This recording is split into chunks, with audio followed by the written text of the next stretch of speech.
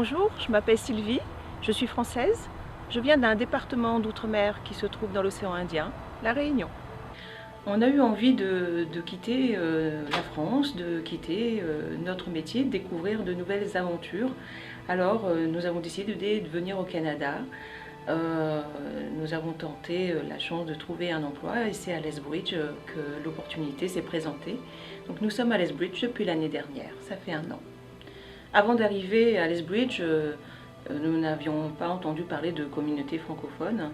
Et en arrivant ici, mon mari, travaillant pour la communauté francophone, nous avons donc rencontré les organismes et l'école francophone. L'expatriation n'est pas quelque chose de facile. En arrivant ici, j'ai subi un certain isolement du fait de ne pas travailler.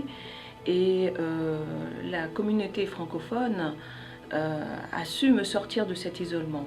La CFA, en organisant des activités régulières, m'a permis de rencontrer des gens régulièrement, de rencontrer les mêmes personnes avec qui j'ai pu lier des amitiés. À l'école, puisque mes enfants sont scolarisés aussi à l'école, ça a été l'occasion de rencontrer des enseignants, des parents et pour mes enfants, d'autres enfants, ce qui a permis de sortir de cet isolement.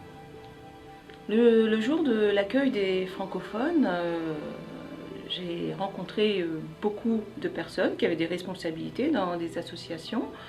Et tout de suite, le contact est passé et j'ai eu envie de m'appliquer dans cette communauté.